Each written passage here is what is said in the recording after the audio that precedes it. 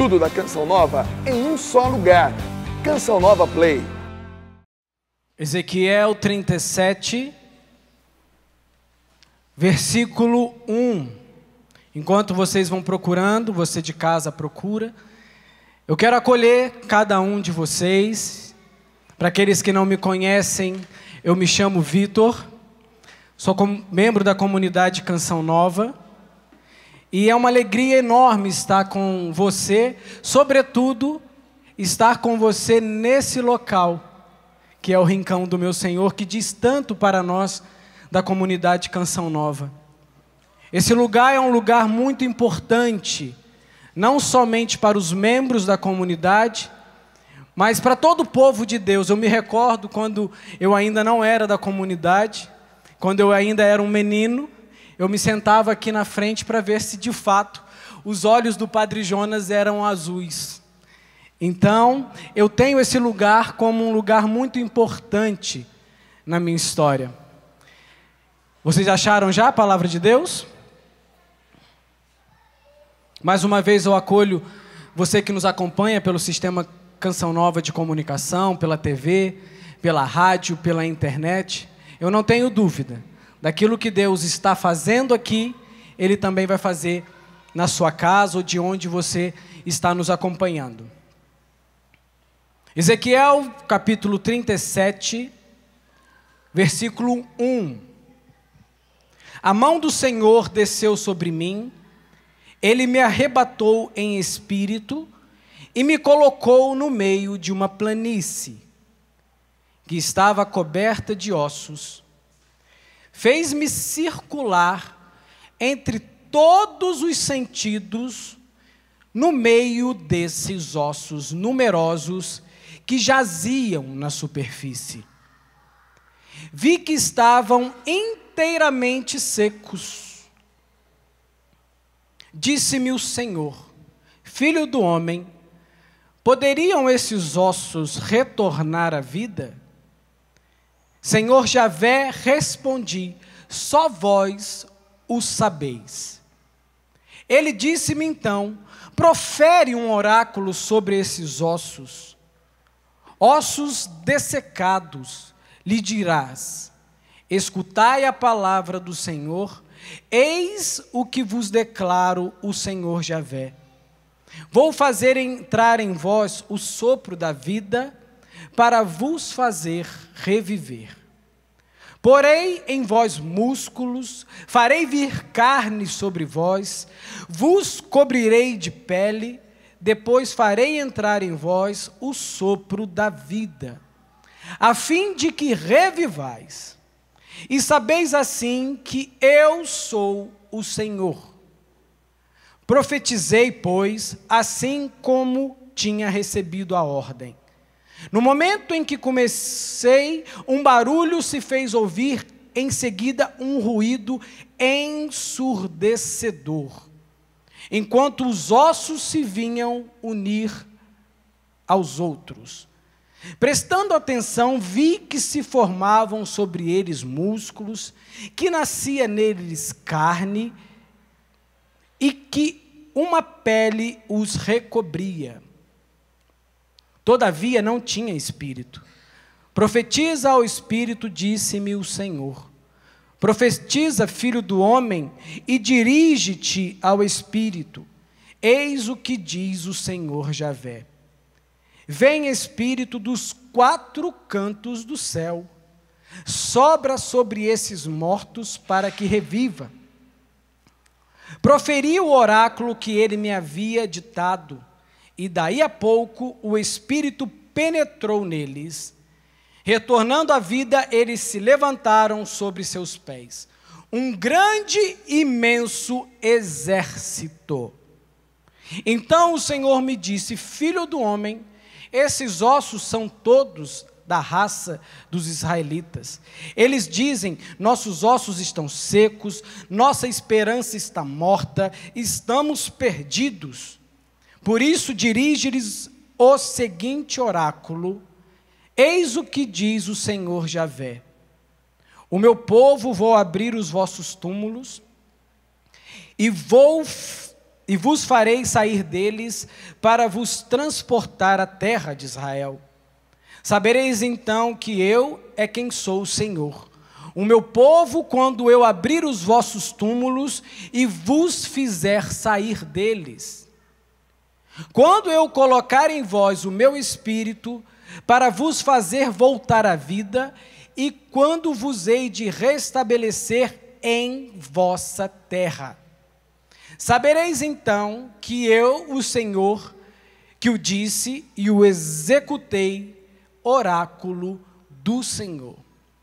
Eu fico aqui tentando descobrir o que passa na cabeça do Pedro agora. O Pedro foi quem me deu o tema, geração de apaixonados. É um pano de fundo para tudo que nós vamos viver nesse final de semana, que é um acampamento de jovens, os jovens sarados, que tem por esse nome também uma marca muito forte neles.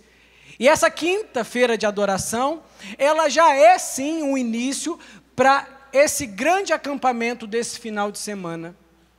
Você que é jovem, que está em casa, já arruma sua mochila, já se programa e venha para a Canção Nova, que eu tenho certeza que você vai viver uma experiência única. Mas o que os ossos secos, os ossos ressequidos, têm a ver com um coração que ama, com um coração que está apaixonado? Apaixonado nada mais é e nada menos é do que ser tomado fortemente, grandemente, poderosamente pelo amor. Isso é estar apaixonado. E geração tem o significado, tem em sua raiz a ação, o fato, o exercício de gerar, de produzir frutos, gerar outras pessoas. Para quê? Para serem apaixonados. Então, geração de apaixonados são pessoas que geram outros apaixonados. Então, o que esse pano de fundo, que é o nosso pano de fundo, é aquilo que nos irá conduzir nessa conversa, tem a ver com uma planície de ossos secos. E eu quero que você já entre nessa passagem, principalmente nos pormenores. Não estamos falando de um quarteirão, Amanda. Não estamos falando de uma sala. Não estamos falando de um quarto, não estamos falando de um hectare, hectares, né? Ou 2 hectares, 3 hectares, não estamos falando de alguns metros quadrados, estamos falando de uma planície inteira de ossos secos. Quem conhece uma planície, Campos dos Goytacazes, nós perdemos o olhar de vista, não há morros. Então você olha e a sua visão não alcança o fim. A sua visão perde o poder de enxergar de tão grande que é a planície. Imagine uma planície cheia de cadáveres, cheia de mortos. E nessa nossa conversa hoje, eu quero alargar um pouco a nossa visão, eu quero alargar um pouco a nossa compreensão sobre essa passagem, que muitas vezes nós reduzimos essa passagem ao simples fato de que eu estava morto, o Espírito Santo veio sobre mim e eu voltei à vida. Quantas vezes nós trabalhamos essa passagem, não é verdade? É conhecida. Muitos de nós até mesmo já vivemos uma experiência de reviver, de ressurreição, com essa passagem, Ezequiel 37, a partir do versículo 1. Mas não é nesse contexto que eu quero conversar com você. Não simplesmente no fato de mortos que ressuscitam. Mas para falar de Ezequiel, eu preciso falar de um amigo dele. Uma pessoa que viveu no mesmo tempo que ele, chamado Jeremias. Também um profeta. Jeremias era o profeta do tempo da destruição da terra prometida. Jerusalém era a terra que um dia Deus deu para aquele povo. Lembre-se de Moisés. Moisés um dia consegue tirar o povo do Egito, da escravidão, e conduzir esse povo até uma terra. Que terra era essa? Era Jerusalém, era Israel. E esse povo, Pedro, eles estavam estabilizados. Ali era a terra que corria leite e mel. Ali era a terra da promessa. Ali era a terra da felicidade. Ali era a terra da realização do cumprimento da voz de Deus. Ou seja, estamos guardados, estamos protegidos, ali foi construído o templo, ali se colocou o Santo dos Santos, ali estava toda a alegria de um povo que tinha alcançado em suas mãos aquilo que Deus havia prometido. Mas no meio desse povo, que teoricamente estava realizado, havia ali um homem chato, um homem enjoado, um homem que contrariava tudo aquilo que estava no coração daquelas pessoas. Um homem que dizia: a infidelidade de vocês custará caro. O fato de vocês não estarem mais apaixonados por Deus vai custar caro. A nossa terra será destruída. E a relação do livro do profeta Jeremias é essa relação entre um esposo apaixonado, Deus que ama, Deus que se debruça sobre o teu povo, e uma esposa infiel, uma esposa idólatra, uma esposa traidora, uma esposa que não cumpriu aquilo que era por parte dela. Então Deus amava Israel, Deus se debruçava sobre Jerusalém, mas do outro lado havia um coração que não estava mais apaixonado. Um coração que não mais amava a Deus. E pior, era uma geração de não apaixonados. E como eu disse, geração gera. Então esses homens, essas mulheres começaram também a gerar entre o povo a idolatria, a infidelidade, o fato de não mais amar a Deus. Ao fim dessa história, Israel é invadida pela Babilônia, e ali ocorre a maior de todas as destruições.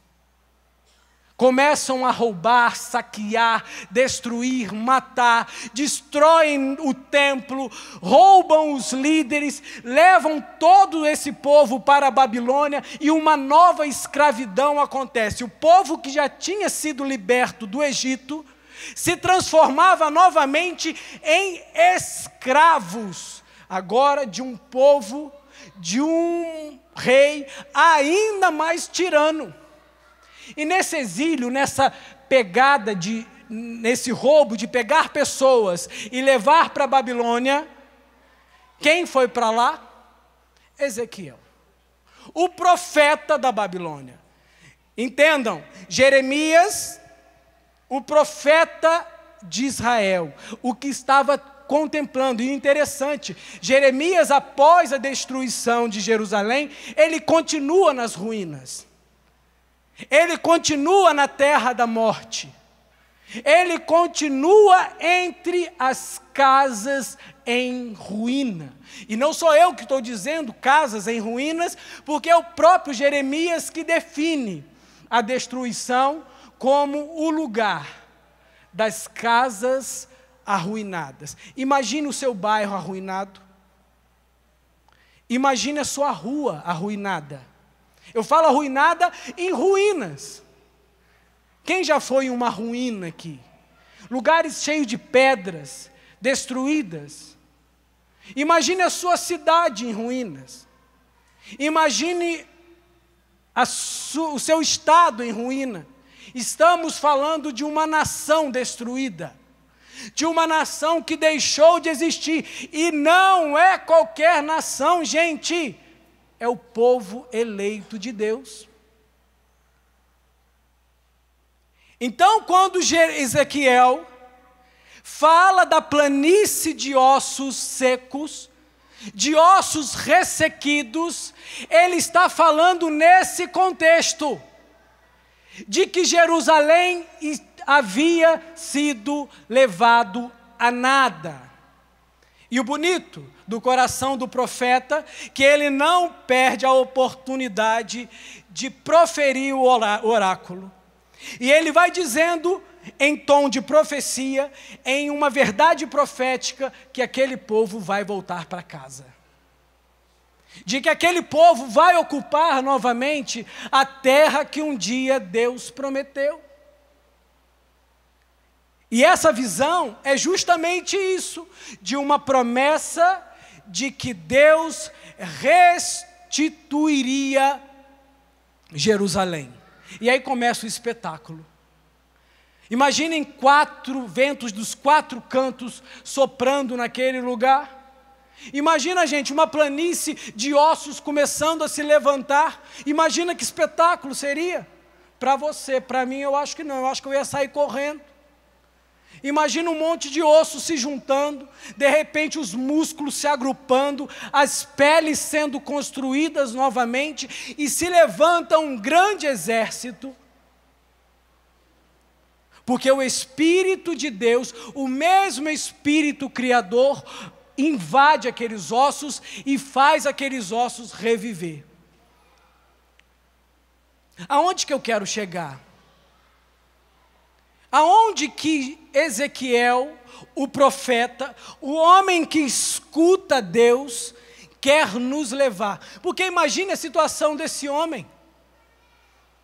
Uma voz sozinha. Se fosse eu e você, de repente já teríamos sido contagiados ou contaminados pela maioria. A maioria que já havia desistido de Deus, gente. Vamos contar um segredo? Não tem televisão, ninguém está olhando para nós, ninguém está nos vendo. Nós desistimos de Deus por muito menos, não é verdade? Nós desanimamos por muito menos. Então nós precisamos compreender que a atitude, o sentimento do coração daquele povo era de certa forma justificável. Deus prometeu uma terra que corria leite e mel, e de repente essa terra é destruída. Os sonhos daquele povo haviam sido destruídos. Todo o depósito de esperança daquele povo havia sido roubado pela destruição da terra. Eu não estou falando de qualquer promessa, gente. Eu quero que vocês me compreendam. Era a terra que Deus havia prometido para um povo durante anos, e depois daquele povo alcançar aquela terra havia sido novamente roubada. Quem já foi roubado? Eu não falo roubado de relógio, celular, não. Quantos de nós já perdemos algo importante?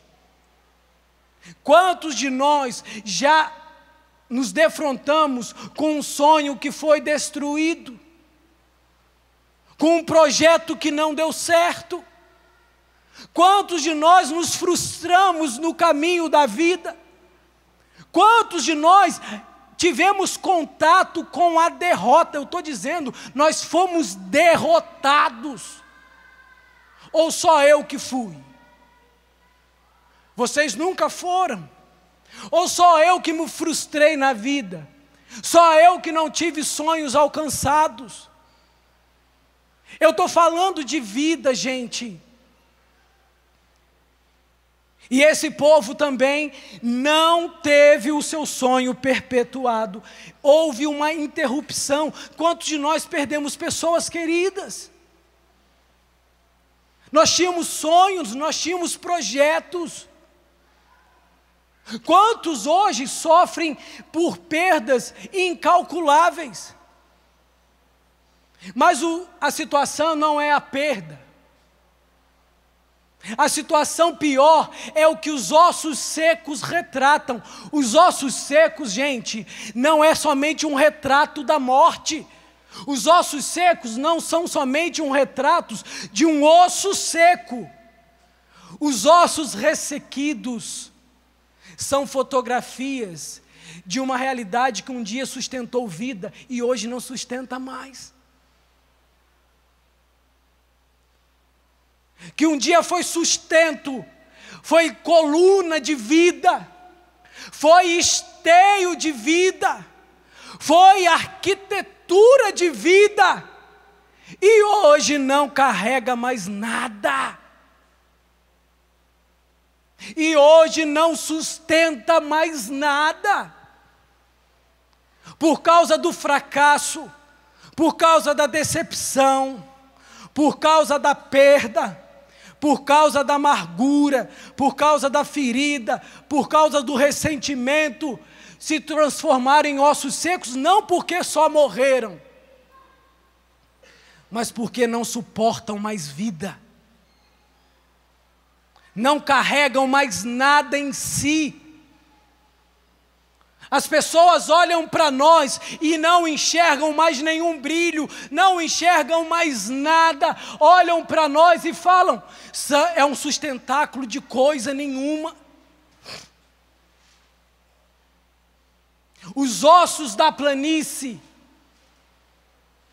os ossos daquela terra, retratam para mim e para você, que nós hoje não carregamos nem sonhos, gente. As decepções roubaram de nós a capacidade de planejar, a capacidade de projetar, a capacidade de sonhar. Ah, não aconteceu mesmo, não deu certo. A vida é muito ruim mesmo. Nada dá certo para mim, só dá certo para o outro. Nada acontece comigo, só acontece com o vizinho. Deus só abençoa o outro. Deus só abençoa o vizinho. Deus só abençoa o povo da Canção Nova. Deus só abençoa sei lá quem. Mas Deus nunca olha para mim. Deus me abandonou. Gente, alguém teria mais subsídio, matéria, mais motivo para dizer que Deus os abandonou do que o profeta? Sim ou não? Ele era uma voz sozinha, gente. O povo já gritava, Deus nos abandonou. Deus não olha mais para nós, Deus não olha mais para mim. Uma geração de corações amargos, uma geração de corações azedos, uma geração de corações que reclamavam. Gente, nós somos ótimos para reclamar, não somos? Nós somos ótimos. Vou beber uma água aqui.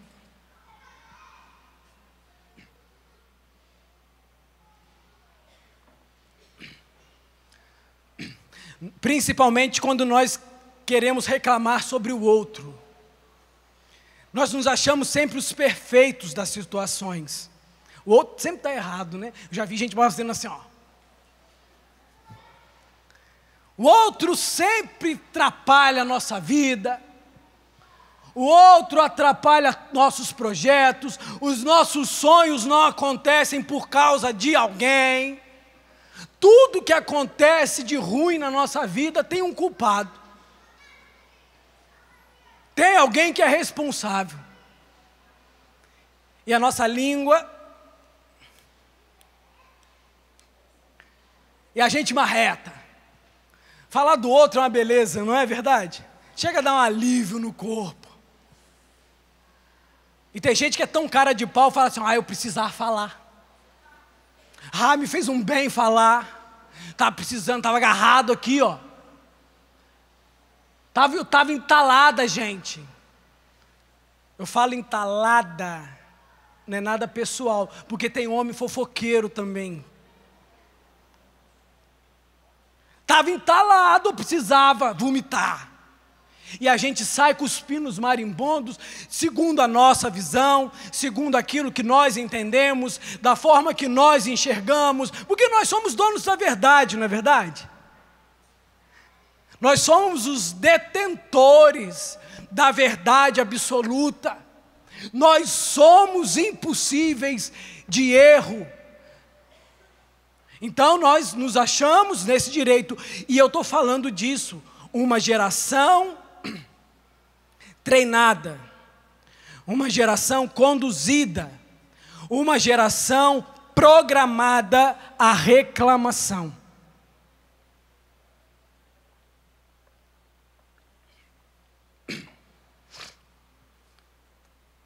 E esse azedume, irmãos,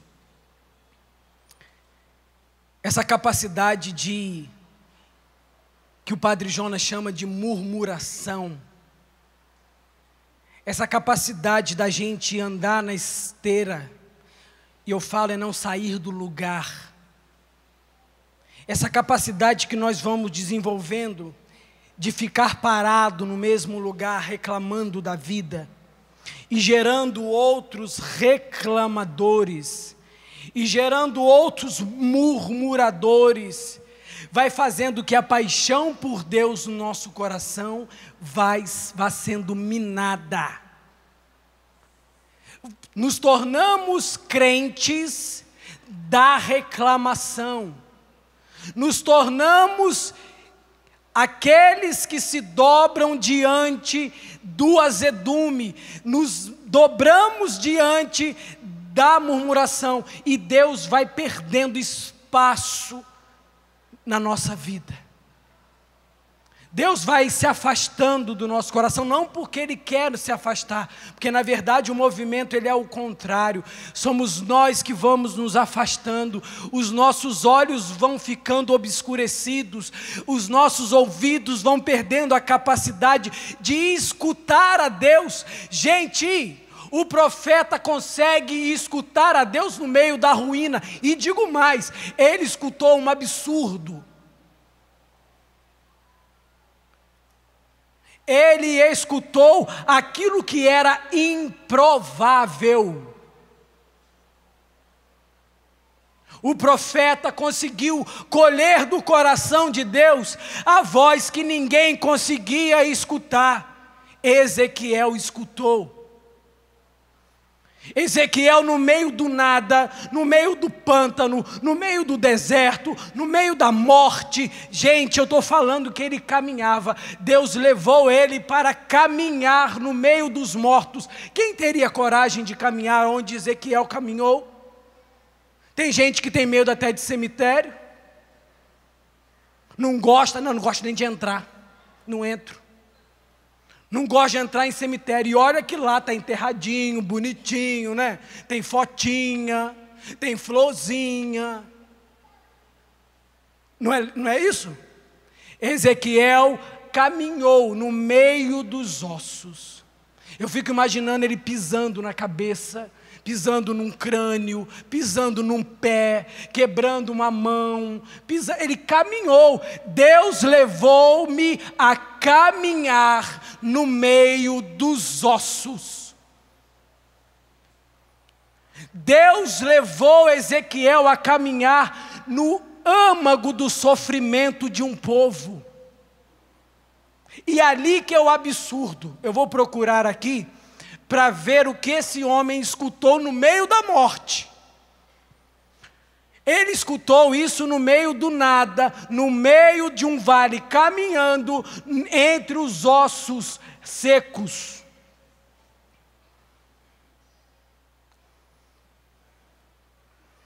O meu povo, vou abrir vossos túmulos, e vos farei sair deles, para vos transportar à terra de Israel. Sabereis então que eu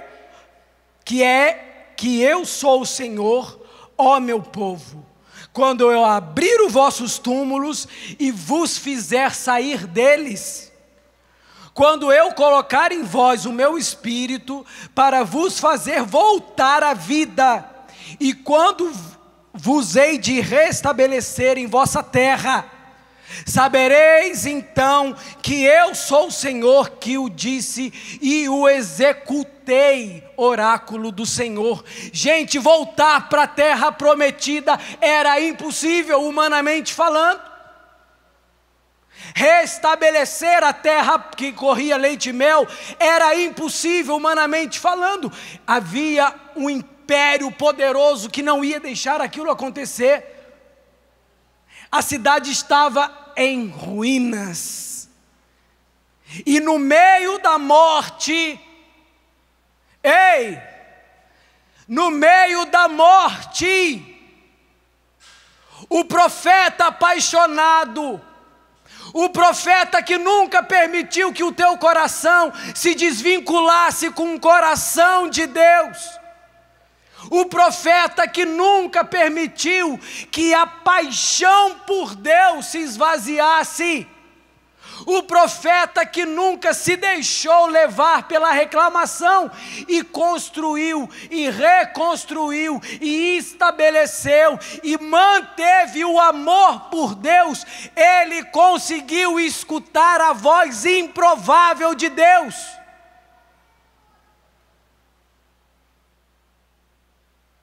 Ele conseguiu escutar aquilo que ninguém mais era capaz de escutar. Ele viu no meio da morte aquilo que ninguém mais era capaz de ver. Ele conseguiu, gente, se estabelecer com Deus de tal forma que nada foi capaz de abalá-lo. Aconteceu um fato tão interessante essa semana. Semana passada, em Campos dos Goytacazes, aconteceu os 15 anos da frente de missão. E como lá eu gastei a minha vida por 7 anos, tenho aquela terra como minha também. Lá eu deixei parte da minha vida, eu deixei parte da minha juventude naquela terra. Então, quando a missão foi celebrar os seus 15 anos, nada mais natural do que eu celebrasse aqui também. Tenho certeza que você também celebrou. E foi a Campos dos Goytacazes o Padre Júlio, o Emanuel Stênio, o Padre Roger Luiz e a nossa querida Luzia Santiago. Essa semana eu cheguei em casa à noite, e graças a Deus, eu e a minha esposa Priscila, a gente tem o hábito, e nós lutamos para isso, para que dentro da nossa casa, nós falemos coisas de Deus, para que nós possamos construir uma conversa sobre assuntos que nos levam para Deus. E uma pessoa em Campos fez aniversário, e a Priscila ligou para essa pessoa, para dar os parabéns para ela. Isso é minha esposa me contando, tá, gente? E essa pessoa começou a dizer que estava apaixonada pela Luzia, que estava encantada pela Luzia Santiago. Lu, um beijo, lhe amo profundamente. Para quem não conhece, não sabe, a Luzia Santiago é a nossa cofundadora. E essa pessoa testemunhou uma situação que ela viveu com a Luzia, que ela estava cuidando da Luzia Santiago ali, nos trâmites normais, vai para cá, vai para lá, vai começar a pregação, não vai, está na hora de ir para lá, está na hora do almoço, aquela condução natural. E estava na hora de começar uma das pregações, uma colocação, enfim, uma atividade que a Luzia ia fazer parte. E ela estava ali em cima da Luzia, tipo, vamos, está na hora, aquela coisa, vamos embora. E a Luzia se deteve com uma pessoa. E a Luzia ficou ali, gente, escutando aquela pessoa. A pessoa que a Priscila ligou, a minha esposa ligou, disse, a Luzia não falava nada. E a pessoa falava, falou, e a Luzia ali com aquela pessoa. No final a Luzia abraçou aquela senhora, passou por aquela jovem que estava falando com a Priscila, olhou nos olhos dela e disse, nós não podemos perder uma alma. Virou as costas e foi embora. Vamos aplaudir isso?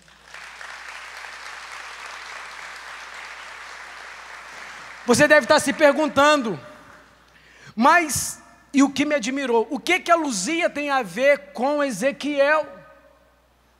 Naquela hora, a conversa entre eu e a Priscila dentro da nossa casa, estávamos no nosso quarto, já me veio dentro do coração um monte de coisa.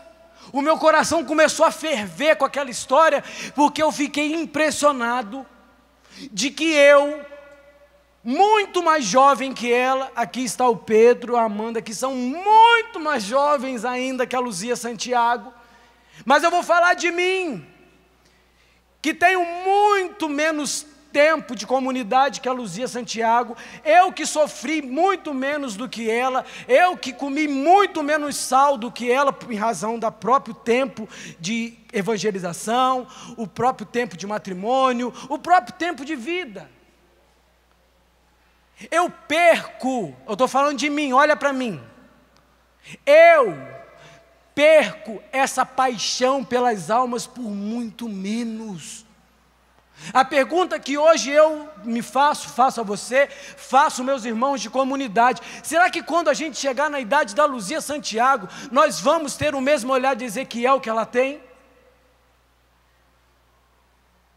Será que eu, Vitor, diante das lutas da vida, eu vou continuar mantendo a paixão, a gana pelas almas, como a Luzia? Claro, a Luzia conviveu de perto com um homem chamado Padre Jonas, apaixonado, louco pelas almas, louco pela evangelização.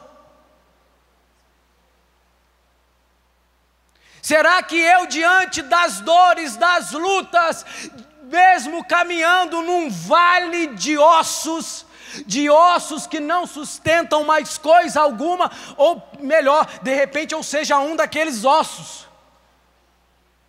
eu vou conseguir manter um contato com Deus, aonde eu consiga escutá-lo de forma tão clara como esses homens escutavam?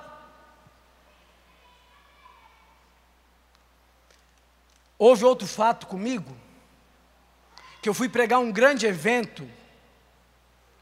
Era um evento com mais de 3.000 jovens. Era um evento enorme. Era um evento diocesano para a juventude. E eu fui convidado para ir pregar. Me deram o tema da pregação. E chegou outra pessoa que também era a liderança lá. Eu era só convidado. Mas existia uma pessoa que era da equipe, uma pessoa muito respeitada, olhou para mim e falou assim, de forma muito irônica: você vai falar do amor de Deus?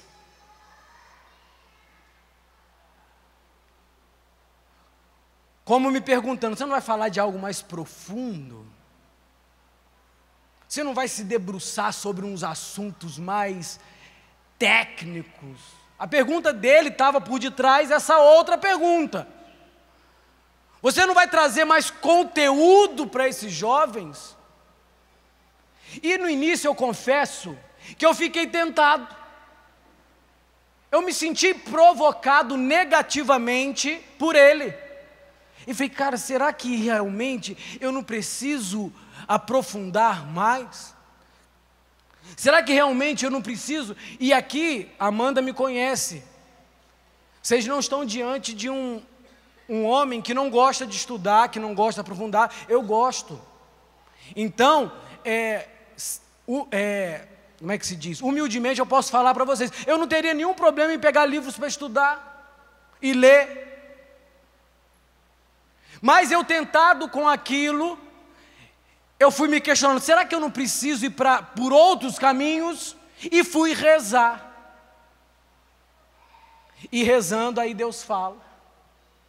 Não adianta, Vitor, você falar de nenhum outro assunto, porque quem convence as pessoas da verdade é o meu amor. Um coração que não me ama nunca será capaz de enxergar as minhas verdades, mesmo que sejam verdades absurdas, mesmo que sejam verdades que ossos vão voltar à vida, de que Jerusalém será reconstruída.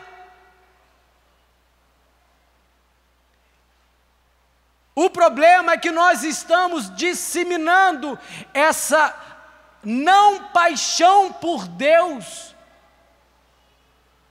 E aí é um momento de eu e você nos questionarmos, de eu e você nos colocarmos num ponto de interrogação e falar aonde, em que ponto eu estou gerando amor por Deus, a partir de um contato, porque ninguém é capaz de amar a Deus sem Ele nos amar primeiro, porque o movimento é dele primeiro.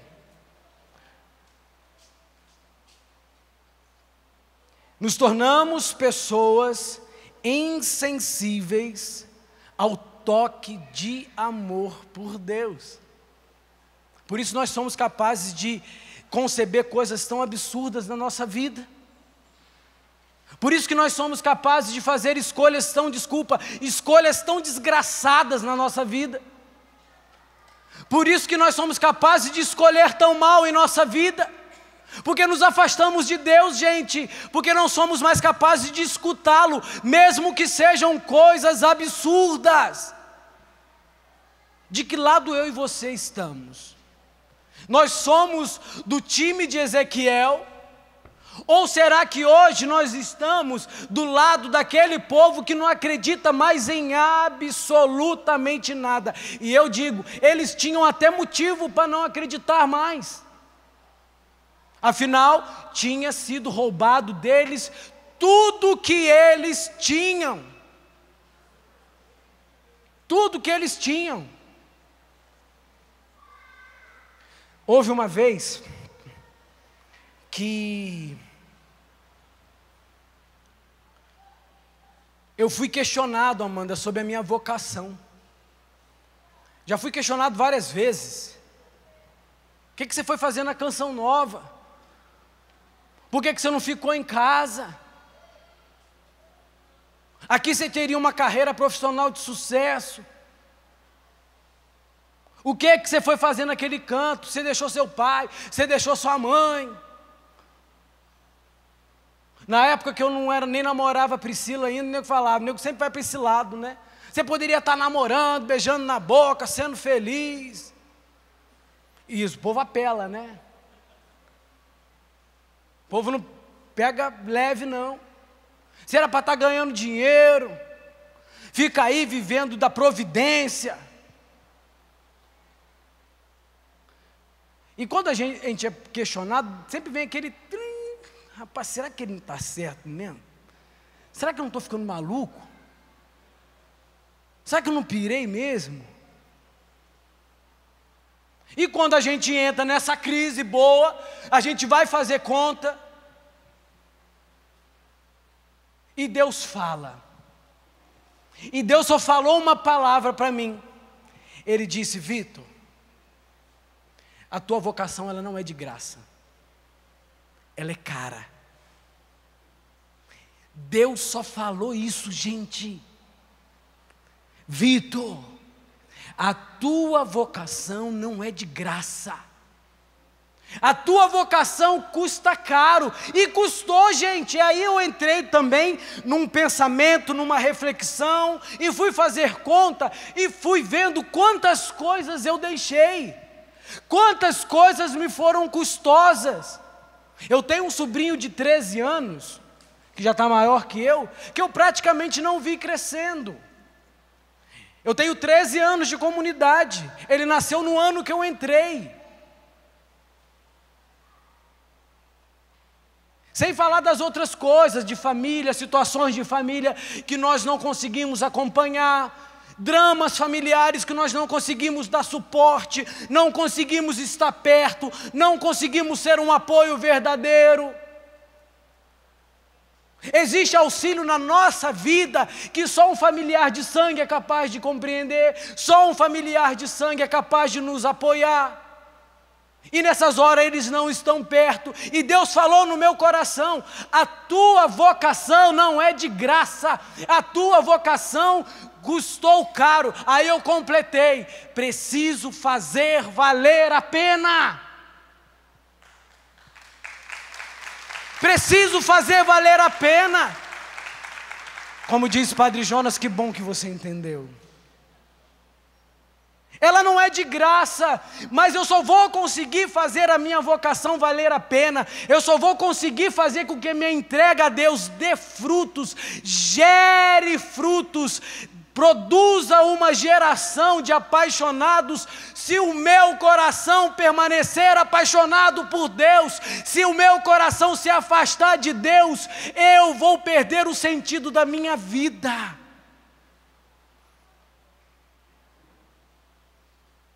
Eu vou perder o sentido da minha história, gente.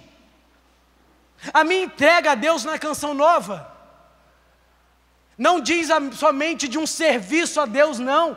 A minha entrega, o meu sim, que eu dou todo dia na Canção Nova, diz do amor que eu tenho por Deus e a construção da minha história.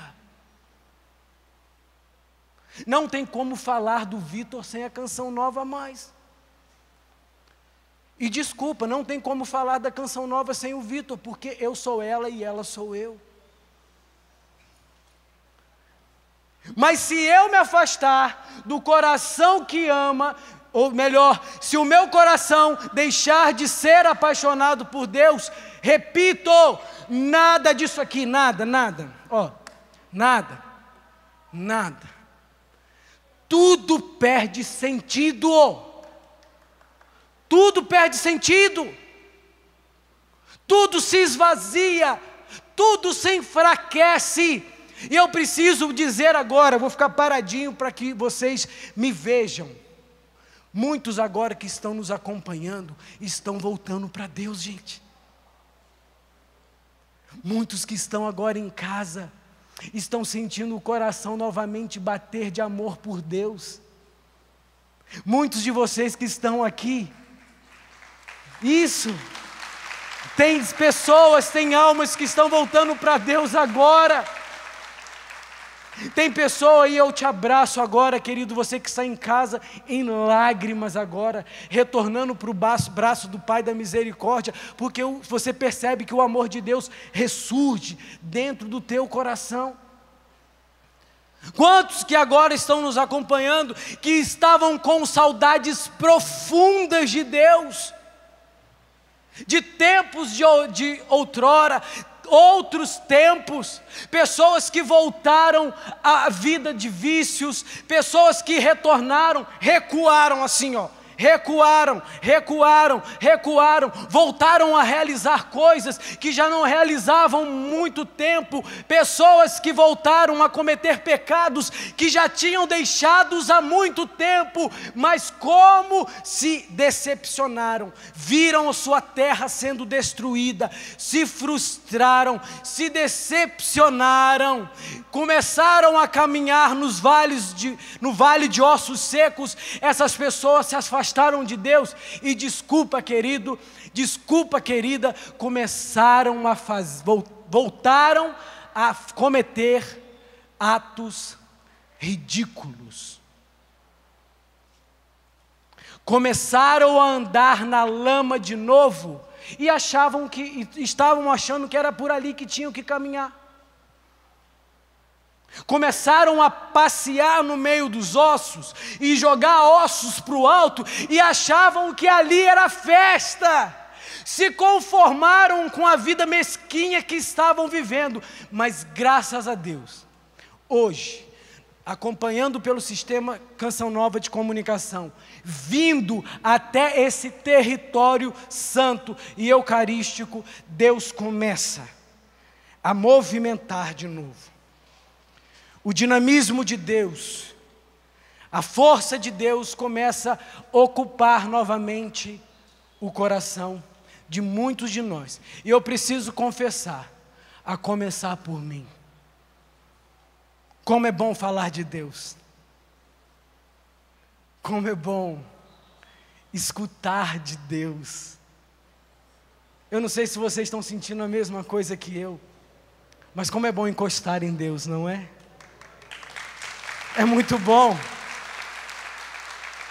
Como é bom. Eu estou provocando vocês e estou me provocando, porque estávamos com saudades do amor de Deus. Não tem aquele relacionamento que dá uma esfriada. Aí eles perguntam, como é que está teu casamento? Como é que está o teu namoro? Aí você fala o quê? Ah, vai indo, né? Te vai empurrando com a barriga. E assim nós estávamos com Deus. Como é que você está com Deus? Aí a pessoa olha, estava até rindo. Aí quando você pergunta como é que está o teu relacionamento com Deus, ela fala assim,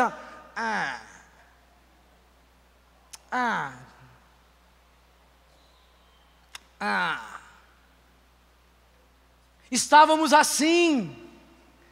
Mas que bom que sempre existem pessoas, assim como a Luzia fez o meu coração vibrar de novo, o meu ouvido escutar.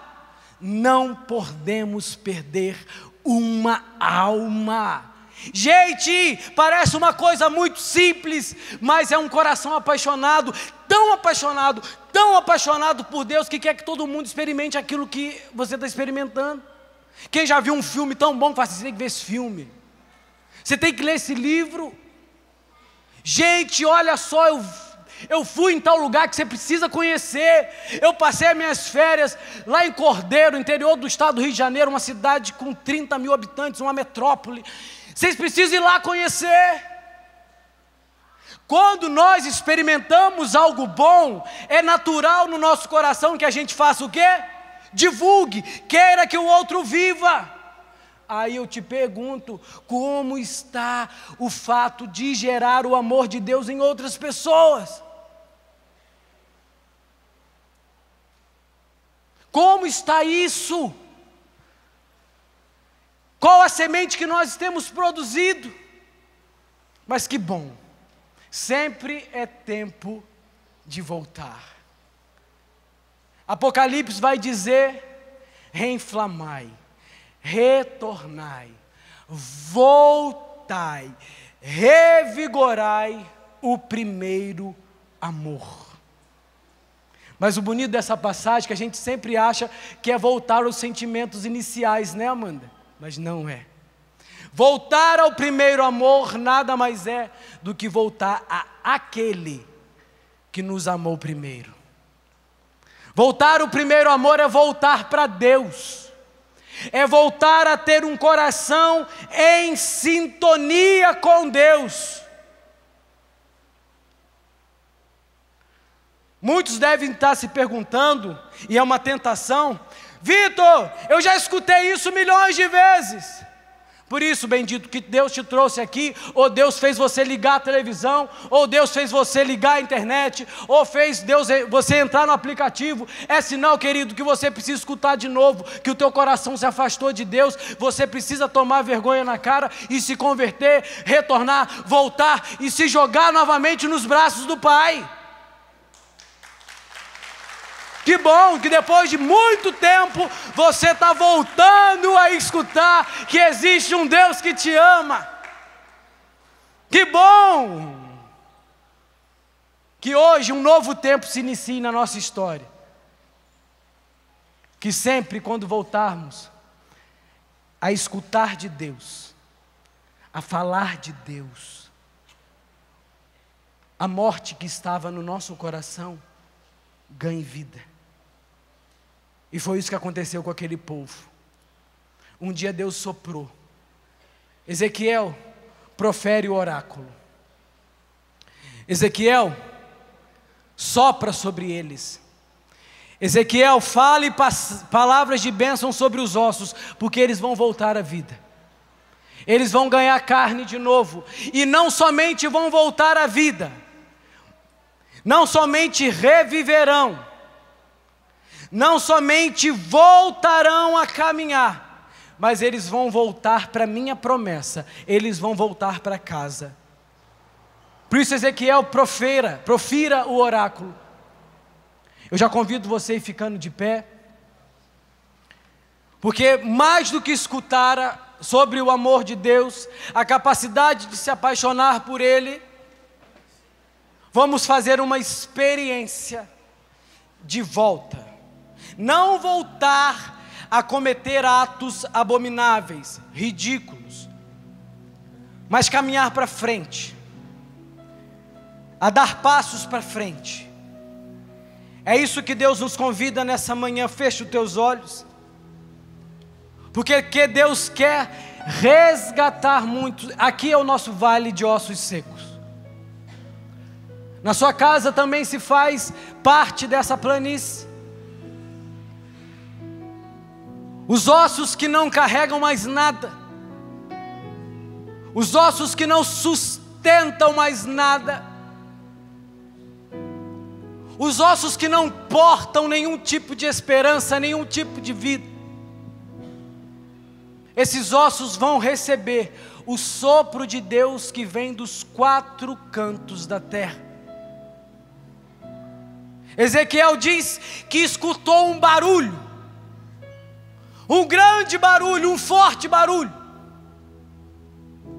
Eram os ossos se movendo. Imagine uma planície de ossos se batendo, gente.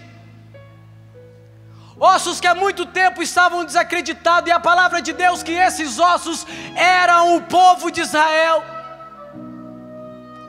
Esses ossos eram aquele povo descrente, era aquela esposa adúltera, era aquela esposa que se afastou de Deus, era aquela esposa que se jogou em outros braços que não eram mais os braços de Deus. Os ossos que não carregavam vida, sou eu e você.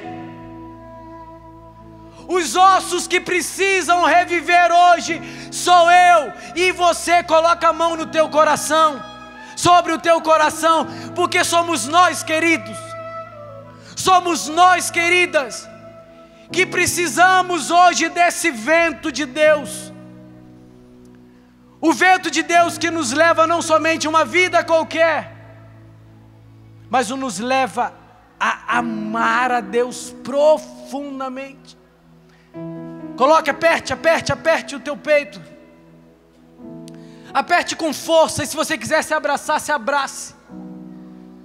Porque os seus braços agora são os braços do Pai. São os braços de Deus que te acolhem agora.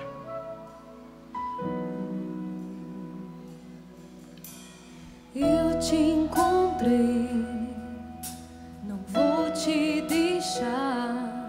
Jesus, ensina-me a te amar.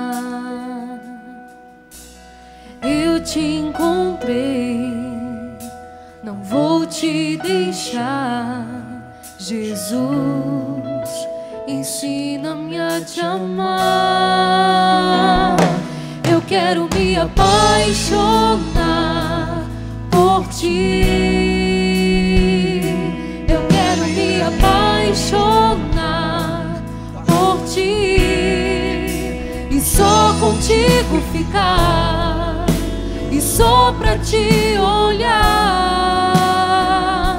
e me deixar ser conquistado por ti.